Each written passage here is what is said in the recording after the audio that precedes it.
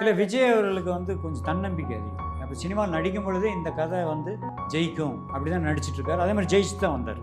நீங்கள் 10 படம் இது வரைக்கும் ஒரு 50 படம் நடிச்சிருந்தோன்னா ஒரு 45ஆவது சக்ஸஸ் தான் இருக்கும். நம்மளும் ஜனங்களுக்கு ஏதாவது செய்யணும், நம்மளால் பண்ணணும் அப்படிங்கிற ஒரு தன்னம்பிக்கை தான். அன்றே கணித்தார் அனுமோகன் அப்படின்ற மாதிரி ஒரு படத்துல நீங்க சொல்லியிருப்பீங்க. அந்த டைலாக் ஞாபகம் இருக்கா உங்களுக்கு? ஆமா, சாமி நீ மட்டும் அரசியலுக்கு வந்தீங்கன்னா எங்கேயோ போயிடுடா சாமி சொன்னது ஒரு நாள் சொன்னதுனாலே என்ன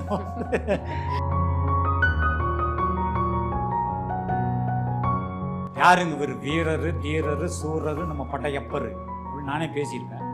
பட் உண்மையிலே தமிழ் சினிமா உலகத்தை பொறுத்த வரைக்கும் வீரரு தீரரு சூரரு அப்படின்னா அது நம்ம சூப்பர் ஸ்டார் தான். ரஜினி சார் அங்கே உட்காந்துருவாரு, அனுமோகன் சார் அந்த ஸ்லாங் கரெக்டாக சொல்கிறாரு. நீங்கள் என்ன வேணாலும் கேளுங்க, பட் அந்த ஸ்லாங்குங்கிறாரு. அதான் எனக்கு ஃபஸ்ட் ஷாட்டு. இப்போ வந்தார், எப்படி சொன்ன என்ன சொல்லுங்க, ஏனுங்க இந்த பாம்பத்துக்குள்ளே கை விட்டீங்களா கட்டி சராதுங்களாக்குங்க.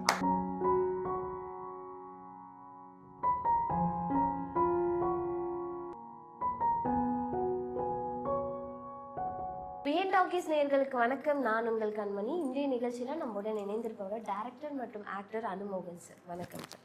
வணக்கம். நிறைய நடிகைகள் வந்து அரசியல் வரும்போது விஜய் அவர்கள் மாதிரி இந்த ஒரு தாக்கத்தை யாருமே கொண்டு வரல. அவர் இப்போ அரசியல் வந்ததுக்கு அப்புறம் பார்த்தீங்கன்னா மக்கள் இடத்துல, அவரோட ஃபேன்ஸ்க்கு இடத்துல அவ்வளோ ஒரு தாக்கத்தை அவர் ஏற்படுத்தியிருக்காரு. அவர் கூட நீங்க நடிச்சிருக்கீங்க இல்லையா? அன்றே கணித்தார் அனுமோகன் அப்படின்ற மாதிரி ஒரு படத்துல நீங்க சொல்லியிருப்பீங்க. அந்த டைலாக் ஞாபகம் இருக்கா உங்களுக்கு? ஆமா, சாமி நீ மட்டும் அரசியலுக்கு வந்தீங்கன்னா எங்கேயோ ஏதோ சொல்லியிருப்பேன் சம்திங், அது ஞாபகம் இல்லை. பட் அது அந்த ஸ்பாட்டில் சொன்ன ஒரு இதுதான். ஏன்னா அன்னைக்கு இருக்கிற இந்த அரசியல் அமைப்பு, அன்னைக்கு இருந்த ஸ்டைலில் ரைட்டர் எழுதுனது அது. நீங்கள் இந்த மாதிரி ஒன்று சொல்லுங்க அப்படின்னு, எங்கேயோ போயிடுவிடா சாமி சொன்னது ஒரு நாள் சொன்னதுனாலே என்ன. பட் எனியோ வாழ்த்துக்கள். அதாவது இது ஒரு முயற்சி, ஒரு அடி எடுத்து வச்சுருக்காரு. முதல் ஸ்டெப்பு தான் அது. படிப்படியாக முன்னேறணும். விஜய் அவர்களை பொறுத்த வரைக்கும் நான் கூடலாம் நடிக்கும் பொழுது ஒரு ஒரு டீசெண்டான கேரக்டர்னு சொல்லுவாங்க இல்லைங்களா. இப்போ யாருக்கு என்ன மரியாதை போட்டணும், என்ன பேசணும், என்ன பிடிக்கணும், அதே மாதிரி ரொம்பலாம் பேச மாட்டாப்புல. கொஞ்சம் ஒரு சைலண்ட்டு தான். பட் சொல்ல வர்றது கூப்பிட்டு கரெக்டாக சொல்லுவாப்புல. அதே மாதிரி சின்ன சின்ன உதவிகள்லாம் வந்து பண்ணிட்டு தான் இருக்கார். அதெல்லாம் வந்து தெரியாது வெளியே. ரஜினி சார் மாதிரி அதெல்லாம் பண்ணிட்டு தான் இருக்கார். பட் அரசியல் வந்து அவருக்கு வந்து யாருக்கு கற்றுக் கொடுக்குற குரு நல்லா இருக்கணும். ஏன்னா அவர் இப்போ வந்து ஒரு ஸ்டூடெண்ட்டு தான். அரசியல் பற்றி ஸ்டூடெண்ட்டு தானே. ஸோ அவர் அதில் கற்றுக்கிட்டு நம்பர் 1 ஸ்டூடெண்ட்டாக வரணுங்கிறது தான் இது. ஸோ அவருடைய சுற்றுச்சூழல், அரசியல் சுற்றுச்சூழல் நல்லா இருந்தால் நிச்சயமாக அவர் வந்து அரசியலை ஜெயிச்சு வரலாம். எனக்கு இந்த நிகழ்ச்சி மூலமாக விஜய் அவர்களே வாழ்த்துக்கள். ஸோ இந்த அரசியல் பயணம் அவருக்கு எந்த அளவுக்கு சக்ஸஸ் கொடுக்கும்? இல்லை, விஜய் அவர்களுக்கு வந்து கொஞ்சம் தன்னம்பிக்கை அதிகம். அப்போ சினிமாவில் நடிக்கும் பொழுதே இந்த கதை வந்து ஜெயிக்கும் அப்படி தான் நடிச்சிட்ருக்காரு. அதே மாதிரி ஜெயிச்சு தான் வந்தார். நீங்கள் 10 படம் இது வரைக்கும் ஒரு 50 படம் நடிச்சிருந்தோன்னா ஒரு 45ஆவது சக்ஸஸ் தான் இருக்கும். ஒரு 5 தான் முன்ன பின்ன இருக்கும் மொழியே மேபி அப்படியே தான் போகிறாரு. ஸோ தன்னம்பிக்கை, நம்மளும் ஜனங்களுக்கு ஏதாவது செய்யணும், நம்மளால் பண்ணணும் அப்படிங்கிற ஒரு தன்னம்பிக்கை என்றைக்குமே நான் முதல்லையே சொல்லியிருக்கேன். நம்பிக்கை மட்டும் என்றைக்கு வீண் போகாது. நீங்கள் உங்களை நம்பினால் உங்களை மக்கள் நம்புவார்கள்.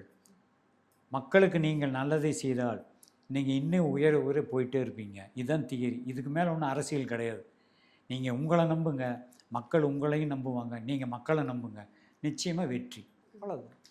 அவர் நடிக்கிறத தாண்டி, சினிமா தாண்டி அடுத்த அரசியல் போயிருக்காரு. ஸோ அது ஒரு நல்ல முடிவு தானா? ஒரு பிரபலமாக இருந்து அடுத்த ஒரு ஸ்டெப்புக்கு போகும்போது, அதாவது சோசியல் சர்வீஸுக்கு வரும்போது இன்னும் பிரபலமாகலாம். இப்போ அவங்க நான் நினைக்கிறதெல்லாம் செய்ய முடியும். ஸோ அது இதாக இருக்கும். சரி, நம்ம இருக்கிற இது வரைக்கும் பேர் எடுத்தோம், ஜனங்க தான் நம்மளை வந்து உயர்த்தி விட்டாங்க. அவங்க கொடுத்த காசில் தான் நம்மளாம் ஓட்டணும் லைஃப்பை. சரி, நம்ம ஜனங்களுக்கு ஏதாவது பண்ணுவோம். அப்போ அதுக்கு ஏதாவது பண்ணால், ஏதாவது ஒரு பதவி இருந்தால் இன்னும் பண்ணலாம்.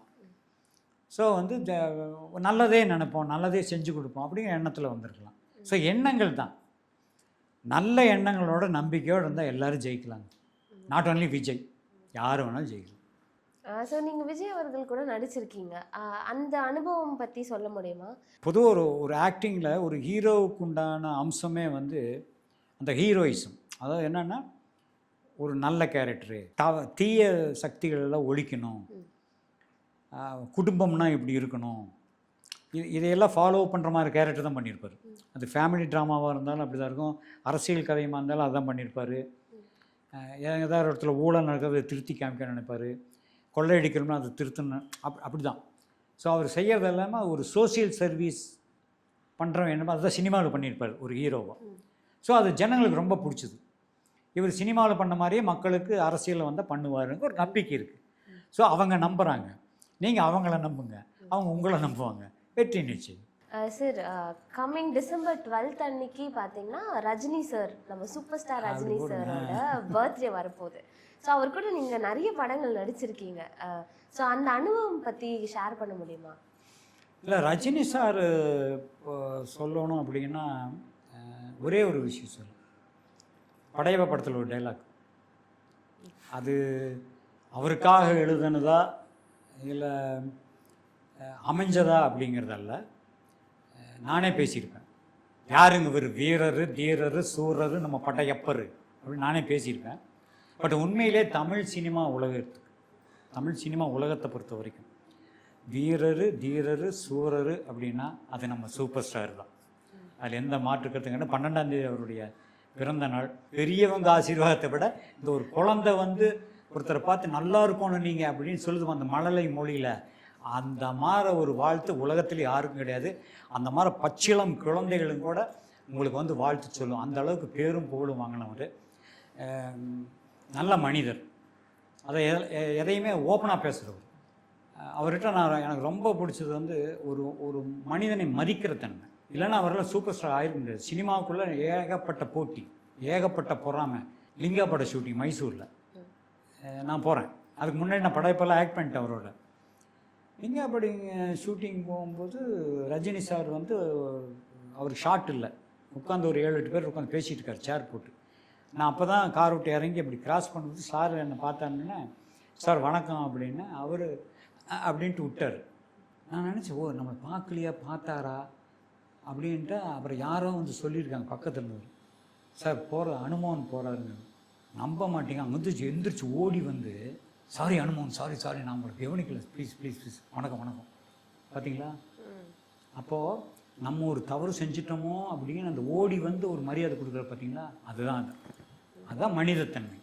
அதாவது நம்ம தவறு செஞ்சால் அது தப்பு, கரெக்ட் பண்ணணும். ஸோ வந்து ஒரு மனிதநேயம் படைத்தவர், நல்ல இறக்க சுபாவம்.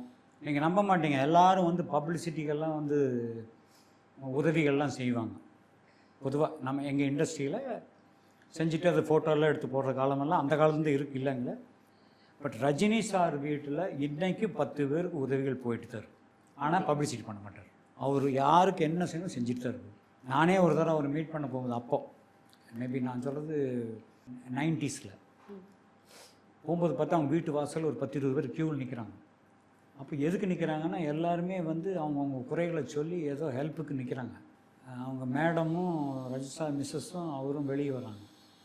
கல்யாணம் பற்றி ஏதாவது உதவி கேட்டு வந்தவங்களுக்கு தட்டில் வச்சு புடவை கொடுக்குறாரு. கல்வி சம்மந்தப்பட்டவங்க செக் கொடுக்குறாரு. நான் பார்த்த நேரம் நான் இதில் எதுக்கு சும்மா அவர் பெருமைப்படுத்துறதுக்கு சொல்லிங்கன்னா, அந்த மனிதாபிமானம், பிறருக்கு உதவி செய்யும் எண்ணங்கள் அதெல்லாம் அதிகமாக இருந்ததுனால தான் இன்றைக்கி அவர் superstar. Not only acting, புரிஞ்சுங்களா. ஸோ அவர் வந்து ஒரு நல்ல மனிதர். அதை விட ரொம்ப தெய்வ பக்தி, ராகவேந்திர பக்தர். ஸோ அந்த பக்தி எப்போ ஒரு மனிதனுக்கு தெய்வ பக்தி அதிகமாக இருக்கோ அந்த மாதிரி பக்தனுக்கு நம்பிக்கை அதிகமாக இருக்கும். எப்போ நம்பிக்கை அதிகமாக இருக்குதோ அவன் என்ன கை வச்சாலும் அது வெற்றிகரமாக அமையும். அந்த வெற்றியின் சாயல், அந்த வெற்றியின் மறு உருவம் தான் ரஜினி சார், சூப்பர் சார். அதுக்கப்புறம் ஒரு கொஞ்ச நாள் கழித்து வந்து KS ரவிக்குமார் சார் ஃபோன் பண்ணுறாரு எனக்கு, அனுமன் சார் எப்போ ரஜினி சாரை மீட் பண்ணிங்கன்னு. நான் பார்க்கவே இல்லைங்க, நான் விஐபி ப்ரிவ்யூ பார்க்க வந்தார், அதுக்கப்புறம் அவர் மீட் பண்ணவே இல்லை. இல்லை, இது வரைக்கும் 10 தரம் கேட்டார், அனுமோனுக்கு இந்த படத்தில் என்ன கேரக்டர், அதான் படையப்பா படம்.